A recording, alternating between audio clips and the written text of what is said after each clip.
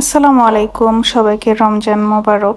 তো বাসায় থাকা কিছু জিনিস দিয়ে মাত্র 250 টাকা খরচ করে এই ফুড ভ্যানটা বানালাম।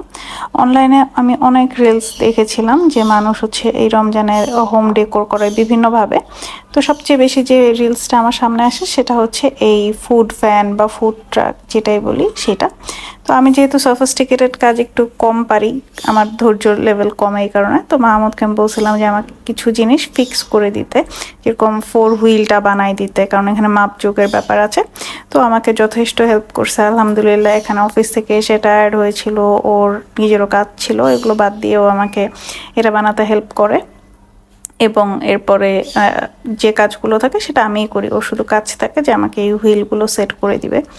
তো আমরা এটা দেখা যায় যে রাতের 11:30-12টার দিকে বানানো শুরু করি, ওই টাইমটাতে একটু ফ্রি হয়। তো আমরা এটারই প্রিপারেশন নিচ্ছিলাম যে বানাবো, এবং এই দিন আমরা শুধুমাত্র হুইলটাকে সেট করি এবং ও আমাকে যে চার মাথায় চারটা লাঠি দিয়ে আমি এটাকে ফিক্স করব, তো ওইটা আমাকে ফিক্স করে দেয়। তারপর আমরা এটাকে শুকাতে দিই। এইগুলো সবই ও বানাচ্ছিল, যেহেতু আমি এই ব্যাপারে খুবই অধৈর্য, তা আমি আর এই রিস্ক নিয়ে নাই, ওকে দিয়ে করাই নিচ্ছিলাম যেটা দিয়ে সাপোর্ট হবে। তো এই পর্যন্ত ও আমাকে হেল্প করে যা যা করার। এরপরের কাজগুলো আমি করি, যেরকম যে ডেকোরেশনগুলো থাকে সেগুলো আমি আমি করি। আমার কাছে মনে হয়েছে যেহেতু রমজানের হোম ডেকোর করব বাসাটা আমাদের দুইজনের, তো আমাদের দুইজনের ইনভলভমেন্টস থাকাটা আসলে ইম্পর্টেন্ট, যাতে করে হচ্ছে দুজনেরই সংসারের প্রতি একটা মায়া ভালোবাসা জন্ম নেয়।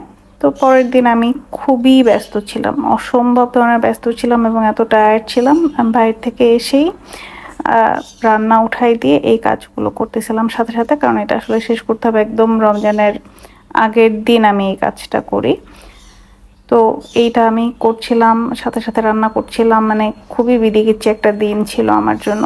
এবং এটা যখন ফাইনাল লুকটা আসে আমার দেখে খুবই ভালো লাগতেছিল, এবং আমি এটা একদম রেডি করে সেট করে রেখে দিই যাতে মাহমুদ অফিস থেকে এসে দরজা খুলেই এটাকে দেখতে পারে। তো আলহামদুলিল্লাহ এটা আমার কাছে মনে হয়েছে যে আমি যেরকম বানাতে চেয়েছিলাম ওরকম হয়েছে। খুব সুন্দর অ্যাস্থেটিক বা খুবই পারফেক্ট না হলেও আমি যেরকম চেয়েছিলাম ওরকম হয়েছে, আমার ভালো লেগেছে আলহামদুলিল্লাহ।